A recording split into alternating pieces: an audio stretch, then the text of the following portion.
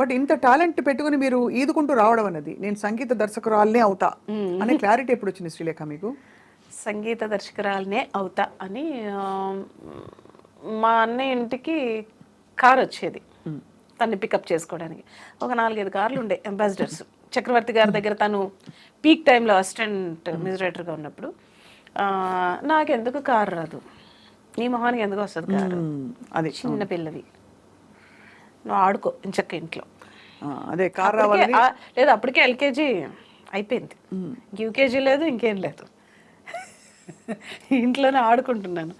సరే అని మా డ్రైవర్ని సరే కిరణ్ అనే స్నానం చేస్తున్నాడు, అన్నయ్య స్నానం చేస్తున్నాడు, ఒక 10 నిమిషాలు టైం ఉంది కదా, ఈలోగా నన్ను ఒక రౌండ్ అలాదే ఏ పోవమ్మా పొద్దున్న రోజు సోది అయిపోయింది మీతోటి, అన్నీ వచ్చి తిడతాడు, నువ్వేమో ఎక్కించుకోమంటావు, ఎక్కించుకోకపోతే నీకు కోపం, ఎక్కించుకుంటే మీ అన్నయ్య కోపం, సో ఇట్లా ఏం చేయమంటావు అని ఈవెన్ డ్రైవర్లు కూడా నన్ను ఇసుక్కునేవారు అనమాట. ఇంకొక రోజు నాకు ఇంకా ఫ్రస్ట్రేషన్ పీక్స్కి వెళ్ళిపోయి నాకెందుకు కారు రాదు, రావాలంటే ఏం చేయాలి, మ్యూజిక్ డైరెక్టర్ రావాలి. So that is the only one reason I became a music director. Then I decided నాకు కారు రావాలంతే, ఇంకా అన్నయ్య కార్లతో నాకు పని లేదు. సో ఫస్ట్ నా కారు పంపించి దాసనారాయణరావు గారు నాన్నగారు మూవీకి. అప్పుడు మీరు అంటే అంతకుముందు దాసరి గారిని కలిసి మీరు ట్యూన్స్ పాటలు వినిపించారు? జస్ట్ ముందర రోజే కలిసాను, జస్ట్ బిఫోర్ డే ఈవినింగ్ కలిసి ఏమన్నారు? విజేంద్ర ప్రసాద్ గారు స్టోరీ చెప్పడానికి వెళ్ళారు, అది కూడా అదృచ్ఛికంగా జరిగిందే. నేను కూడా ఇంట్లో ఏముంటావు, బోర్ కొడుతుంది, నాకు కూడా రా అని ఎక్కడికి వెళ్తే అక్కడికి తీసుకెళ్ళిపోయేవారు. నాకు చిన్న కీబోర్డ్ ఉండేది, బుల్లి కీబోర్డ్, ఎక్కడ పడితే అక్కడికి అది నేను చిన్న బ్యాగ్లో వేసుకుని వేళ్ళు కూడా ఇంతే ఉండే కదా, చిన్ని వేళ్ళు. సో ఈ పాప ఎవరు అంటేనే మా అన్నయ్య గారు అమ్మాయి అని. ఏం చదువుతున్నావు అమ్మా అన్న, నేనేం చదువుకోవట్లేదు అని ఇట్లా అన్న ఫేస్. అదేంటది చదువుకోవట్లేదు, మరి ఏం చేస్తావు అన్న, ట్యూన్స్ కంపోజ్ చేస్తాను. ట్యూన్స్ కంపోజ్ చేస్తావా, ఆహా, అప్పటి వరకు చాలా ఎట్టకారంగానే అన్నారు ఆయన. ఏదో ఒకటి పాడు అన్నారు, ఒకటంటే ఒక 20 పాడేసా వరుసగా. ఏం పాడానో నాకు గుర్తులే, అప్పుడు కంపోజ్ చేసినవేమో. అప్పుడు చిన్నపిల్ల, మీరు చాలా చిన్నపిల్ల, 12 అప్పుడు, నాకు కరెక్ట్గా 12 years. సో అప్పుడు అక్కడి నుంచి వినేశారు. 20 వినేసిన తర్వాత ఆయన ఇట్లా కూర్చుని ఆయన ఇట్లా వచ్చారు, నాకు బాగా గుర్తు. జస్ట్ ఒక ముందరికి ఇలా వచ్చి, నా సినిమాకి చేస్తావా నువ్వు అన్నారు. ఓ చేస్తానని. చిన్నాన్నగా నా పక్క నుంచి ఏదో చిన్నపిల్ల అంటే తెలియక పాపం అది చేస్తానంటుంది, మీరు కూడా ఏంటి సార్ అని. నిజంగా లేదు ప్రసాద్ గారు, నేను మ్యూజిక్ ఇద్దాం అనుకుంటున్నాను, నాన్నగారు అనే సినిమాకి నువ్వు చేస్తావా అన్నారు. చేస్తాను. వెంటనే లోపలికి వెళ్ళి 25,000 చెక్ అడ్వాన్స్, ఆ రోజులో 25,000 ఇదిగోంటే అని ఇచ్చి, రేపు పొద్దున్న మార్నింగ్ చూసుకుంటారుగా ముహూర్తాలది, 10-10:30కి వచ్చేసేమ్మా అన్నారు. అసలు ఆయనకి షాకు, నాకు షాకు. అందులో 25,000 రూపాయలు, 12 రూపాయలు. మళ్ళీ కార్ ఎక్కి వస్తుంటే కార్లో అడిగా చిన్నాను కానీ ఎంత వచ్చిందండి అన్నాను. 25,000 అమ్మా అని. ఎంత కూడా తెలియదు నాకు. ఇప్పుడు దీంట్లో ఎన్ని చాక్లెట్లు వస్తాయి, నాకు ఎన్ని బొమ్మలు వస్తాయి, ఎన్ని బట్టలు వస్తాయి, బోల్డ్ అని వస్తాయి, నువ్వు పాటలు బాగా చేస్తావు అంటే ఇంకా బోల్డ్ అని చాక్లెట్లు, బోల్డ్ అని ఐస్ క్రీమ్లు కొనుక్కోవచ్చా, అయితే ఓకే అనేసి నెక్స్ట్ డే వెళ్ళాను. వెళ్తే చిన్న దీవాన్ వేశారు, గురుగారేమో ఇలాంటి పెద్ద సోఫాలు ఆయన మాత్రం కూర్చున్నారు, పక్కన జీడిపప్పు, బాదం పప్పులు అన్నీ ఉన్నాయి, తింటున్నారు అన్నమాట. అందరూ ఉన్నారు, భువన్ చంద్ర గారు ఉన్నారు, వందే మాగధ మొత్తం ఉంది. సిచ్యువేషన్ చెప్పారు ఇలాగా, ఒక డ్యూయట్, రాజ్ కుమార్ హీరో, ఆయనకి హీరో. ఆ రోజున గంగాధర్ శాస్త్రి గారు కూడా ఉన్నారు అక్కడ, మన భగవద్గీత గంగాధర్ శాస్త్రి గారు. సో అందరూ ఉత్కంఠతో ఎదురు చూస్తున్నారు, మొత్తం కళ్ళన్నీ నా మీదే ఉన్నాయి అనమాట. సో నేను ఏం పట్టించుకోలేదు, ఆయన ఏం చెప్తున్నారు సిచ్యువేషన్ అని.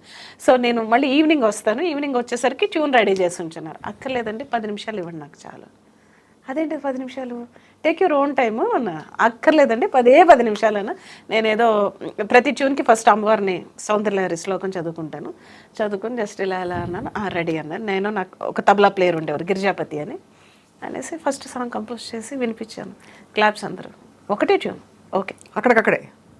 సో అది మరి ఆ సాంగ్ నెక్స్ట్ డేనే AVMGలో రికార్డింగ్ పెట్టేశారు. అబ్బో, ఇంత చిన్నపిల్లకి చెప్పడం ఎలాగా, సింగర్లు ఎవరు పాడాలి ఏమిటి అంటే ఆ సాంగ్ మాత్రం గురుగారే చెప్పారు, ఈ సాంగ్ గంగాధర్ శాస్త్రి గారు పాడతారు ఫస్ట్. సో ఆయన చేత ఫస్ట్ సాంగ్ ఆయనే పాడారు. పద్మప్రియ అని ఇంకొక కొత్త అమ్మాయి తెలుసు, ఇద్దరు కలిపి పాడారు ఆ సాంగ్ ని. అది ఆ రాగం ఎంపిక మొదలుకొని అది మీకు సహజంగా ఐ థింక్ వాతావరణం మరి అలా కటాక్షం వచ్చేస్తుందో అర్థం కావట్లేదు గారు. అంటే ఈ రాగంలో చేయాలని నేను అనుకోనండి, but I going to that situation. ఆ హీరోయిన్ లోపలికి, ఆ హీరో లోపలికి వాళ్ళే నేనైతే ఎలా రియాక్ట్ అవుతాను అన్నదే సాంగ్.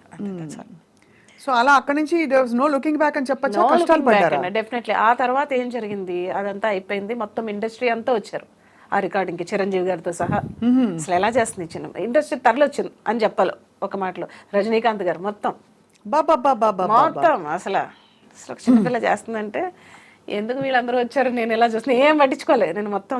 ఇంకా ఫోటో ఉంది, ఆ ఫోటో కూడా ఉంది నా దగ్గర. మొన్న ప్రభు గారు ఇచ్చారు నాకు, రిపోర్టర్ ప్రభు గారు. సో ఆయన ఉన్నారు అప్పుడు. సో చేస్తుంటే ఆ తర్వాత ఆయనకేమో వినపడి, ఏది ఇది శ్రీలేఖ కంపోజ్ చేయట్లేదు, కీరవాణిగా ఇంట్లో తను చేస్తుంటే అక్కడికి వచ్చి ఊరికే టక్ టక్ టక్ అని పాడేస్తుంది అని. అలాంటి ఒక టాకు గురుగారి చెవిలో పడింది. పడితే ఆయనకి కోపం వచ్చేసింది. కోపం వచ్చేసి ఏదో ఎమర్జెన్సీ మీటింగ్ అంటారు కదా, అలాగే ఒక ప్రెస్ కాన్ఫరెన్స్, ఎమర్జెన్సీ కాన్ఫరెన్స్ విజయవాడలో ఏర్పాటు చేశారు. విజయవాడలో హోటల్లో మళ్ళీ ఒక పెద్ద దీవాను, నేను మధ్యలో హార్మోనియం పెట్టి గురుగారు అక్కడ కూర్చుని అసలు సంబంధం లేని సిచ్యువేషన్స్ చెప్పి ఇప్పుడు వినండి టక టక టక ఆయన చెప్పడం, నేను కంపోజ్ చేయడం, చెప్పడం, కంపోజ్ చేసింది. ఇంకొకసారి నాకు ఇలా వినపడకూడదు. సో షీఈస్ టాలెంటెడ్ అని. సో ఇప్పుడు చెప్తాను, అంత నమ్మకం పెట్టుకున్నారు నా మీద అసలు. అది ఇప్పుడు చెప్తున్నాను మీకు వన్స్ అగైన్ మందల వైపు నుంచి హ్యాపీ బర్త్డే టు యూ. అయ్యో బాబా ఇది హ్యాపీ బర్త్డే అనమాట. సో సో అలా స్టార్ట్ అయింది. సో అదే సినిమాలో సో ఓకే డ్యూయట్లు చేయడం అదంతా ఓకే. అదే సినిమాలో ఒక 25 ఏళ్ళు 30 ఏళ్ళు కని పెంచిన ఒక పిల్లలు వాళ్ళని అనాథగా వదిలేస్తే దాసరి గారు ఒక అమ్మా నాన్నలుగా జనాలకి జాగ్రత్త జాగ్రత్త జాగ్రత్త, కన్న తండ్రి జాగ్రత్త, జాగ్రత్త జాగ్రత్త జాగ్రత్త, కన్న తల్లి జాగ్రత్త, పగలు రేయి కలలు కని 10 నెలలు మోసుకొని పెంచిన బంధాలే పేగు బంధాలే ఇలా మనకి ఈ రోజున శాపాలుగా మిగిలితే ఏం చేయాలి? కన్న పిల్లలే మనల్ని విసిరేస్తే అలాంటి ఒక సిచ్యువేషన్ నేను కంపోజ్ చేయడం, కీరవాణి గారు వాళ్ళ ఫాదర్ రాయడం, కీరవాణి గారు పాడడం ఆ పాట. It's great experience.